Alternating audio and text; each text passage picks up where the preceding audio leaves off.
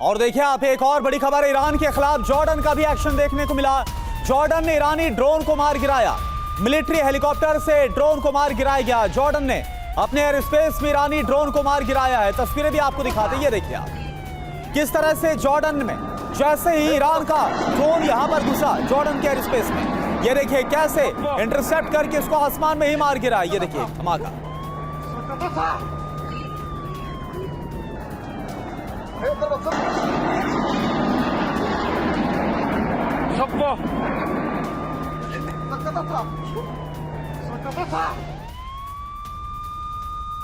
और ये एक और बहुत बड़ी खबर है, क्योंकि पहली बार फतेह मिसाइल का इस्तेमाल, जहां फतेह मिसाइल ने जबरदस्त तबाही मचाई।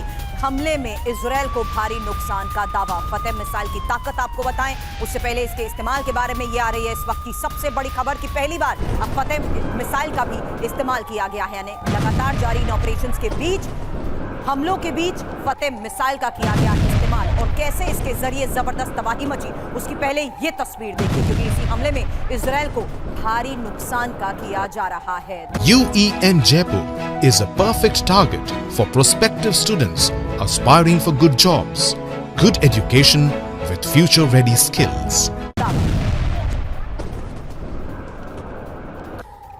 तो आप देखिए, ईरान की तरफ से ताबड़तोड़ हमले इजरायल पर भी किए जा रहे हैं। तेल अवीव से लेकर इजरायल के तमाम शहरों को दहला के रख दिया, और इसमें एक बहुत अहम हथियार के तौर पर साबित हुई है फतेह मिसाइल। तो फतेह मिसाइल की ताकत क्या है यह आप समझिए। स्पीड है इसकी आवाज की गति से 15 गुना तेज, ये इसकी स्पीड है। रेंज है इसकी 1400 किलोमीटर की, और टारगेट हिट करने का समय है महज 5 मिनट से भी कम वक्त में ये टारगेट को हिट करके तबाह कर देती है। हालांकि इसका पेलोड 500 किलोग्राम, और साथ ही इसकी खासियत कि डिफेंस सिस्टम को ये चकमा देने में माहिर है। ऐसे में खासियत के तहत ये भी समझिए कि किस तरीके से न्यूक्लियर वॉरहेड ले जाने में भी ये सक्षम है।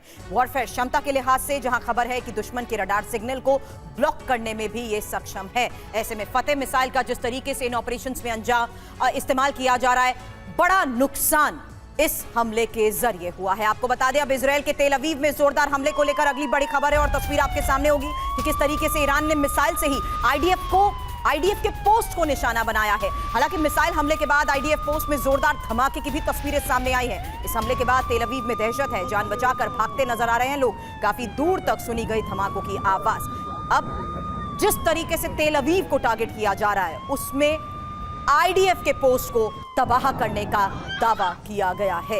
ये तस्वीर तेल अवीव की है, और जान बचाकर लोग भागते नजर आए। दावा ये, मिसाइल हमला सीधे आईडीएफ पोस्ट में जोरदार धमाका हुआ।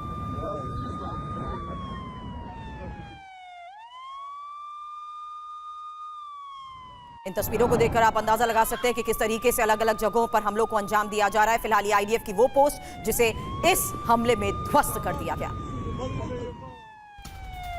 और एक और बड़ी खबर है तेल अवीव से ही, क्योंकि तेल अवीव में ईरानी मिसाइलों से भीषण हमला हुआ।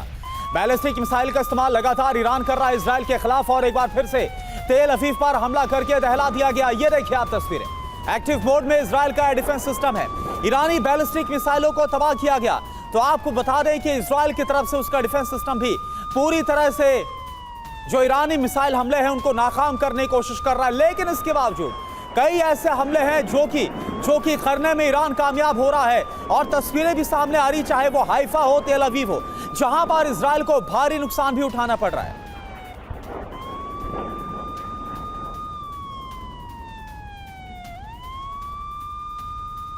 तो ये तस्वीरें आपके सामने, ईरान की तरफ से जो हमला किया गया उसको आसमान में ही इंटरसेप्ट करके धमाके के बाद तबाह कर दिया गया, नाकाम कर दिया गया।